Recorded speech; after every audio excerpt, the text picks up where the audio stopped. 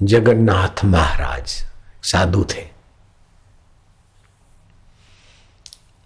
बीमार पड़े, दस्त हो गए।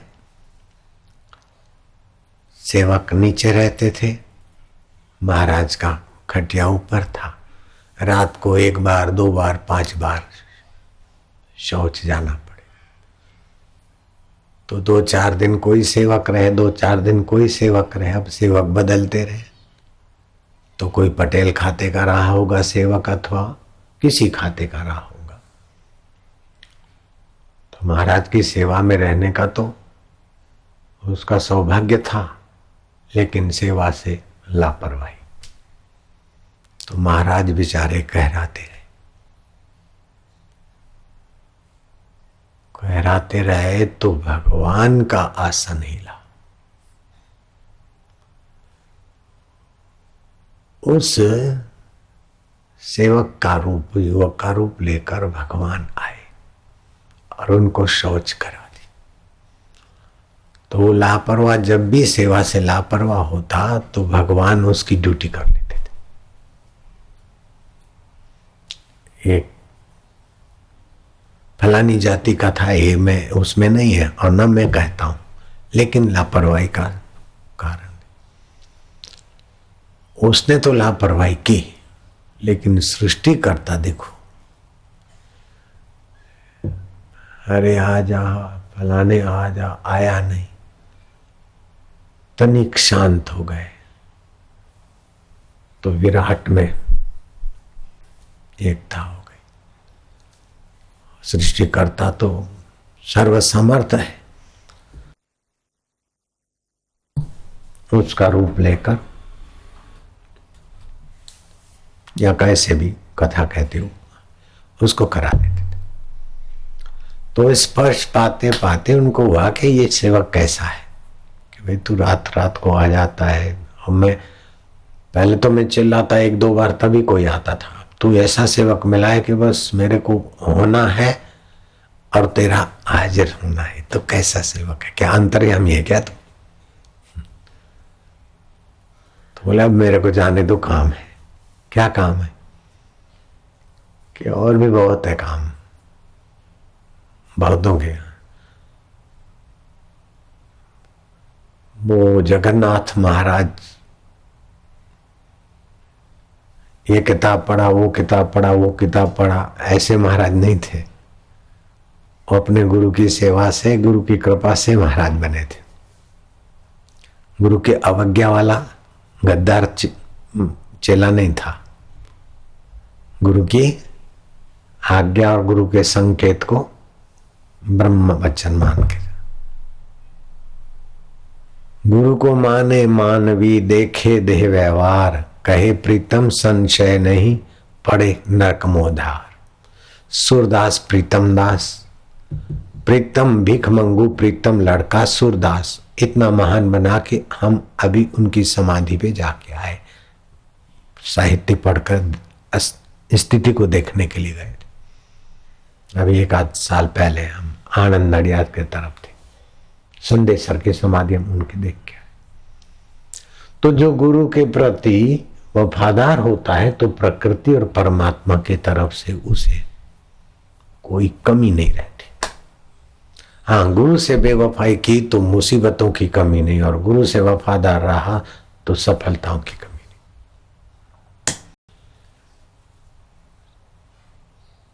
तो संत अवज्ञा सुनो भवानी, जरे भवन अनाथ की नाई। शरीर हमारा भवन, पुण्य आदि वो है, लेकिन संत की अवज्ञा करने से जैसे लावारिश मकान जल जाता है, ऐसे आदमी का किया कराया अथवा जीवन व्यर्थ हो जाता है। तो जगन्नाथ महाराज ऐसे थे, गुरु की आज्ञा अथवा गुरु का संकेत बात पूरी हो गई। शिष्यों को हम हाथ जोड़कर प्रार्थना करते हैं। शिष्यों को हाथ जोड़कर कहना पड़े, शिष्यों का कितना सौभाग्य है। हम हाथ जोड़ के प्रार्थना करते हैं कि हम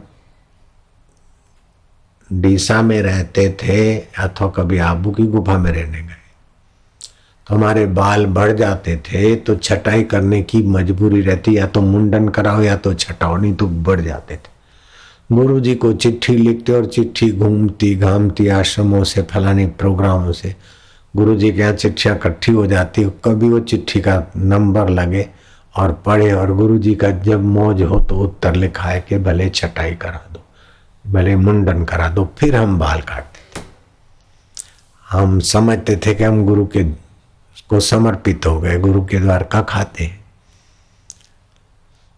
तो ये हम तन मन धन से गुरु को समर्पित हुए तो ये बाल हमारे बाप की बपोती नहीं है, मेरी प्रॉपर्टी नहीं, गुरु की प्रॉपर्टी। तो इनको मैं काट के कैसे फेंक सकता हूँ? आज्ञा मान। मैं फिर से हाथ जोड़कर प्रार्थना करता हूँ आप लोगों को, हम ऐसे जिए गुरु के पास। और आप लोग मना करने पर भी क्या क्या खाते हो और क्या क्या करते हो और कैसा कैसा सोचते हो और क्या क्या सेटिंग करते रहते हो। हित चाहने वाले गुरु के साथ जो धोखा है ना, वो बहुत अपना घाटा करता है। गुरु भले छोड़ दे, चलो भाई सुधर गए, लेकिन अपन जब धोखे से व्यवहार करते हैं तो अपनी बुद्धि मारी जाती, बुद्धि मारी जाती और फिर निर्णय ऐसे करते हैं अथवा ऐसी चीजों में रुचि हो जाती है कि और गिरते जाते हैं और गिरते जाते हैं। जगन्नाथ महाराज ऐसे नहीं थे। शौच जाना है, सेवक को बुलाया, सेवक सुना अनसुना कर दिया, सो रहा था, जो भी होगा। वो सच्चा सेवक, प्राणी मात्र का सच्चा सेवक वो परमात्मा ही है। उठाता, शौच कराता। 2-5 बार उस सेवक की सेवा का प्रकृति को कुछ हो गई होगी। महाराज के चित्त में हुआ कि तू कैसा सेवक है, सच बता। मेरे को शौच जाना हो तो तैयार रहता है। आज तक के सेवकों को बुलाते थे, 2-4 आवाजों के बाद आते थे। पहले दिन तेरे को आवाज दिया, फिर अब तू हाजिर रहता है। मेरे को पता नहीं होता कि मेरे को जाना है, और तो तेरी भी हाजिरी और मेरे को जाना है, ऐसा क्या? सच बता। बोले आप छोड़ो हाथ, तुम जब बुलाओगे तो मैं आ जाऊंगा, हाथ छोड़ो। नहीं, बोले मैं नहीं छोड़ूंगा, सच बता। तू अभी उस जगतनीयता को सर्वेश्वर आत्मदेव साकार हो बैठे, तू बोल रहे, तू सच बता।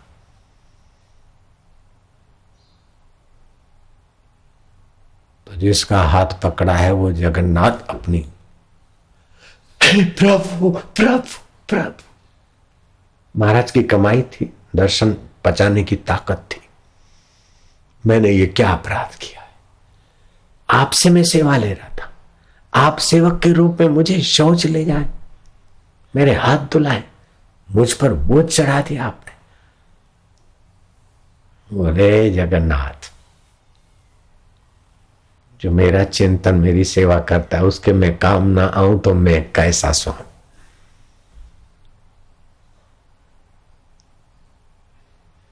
तो जब तुम रूप बदल के सेवा कर सकते तो मेरा ये दस्त क्यों नहीं मिटा दिया? मेरा ऐसा दुष्ट प्रारब्ध क्यों नहीं मिटा दिया?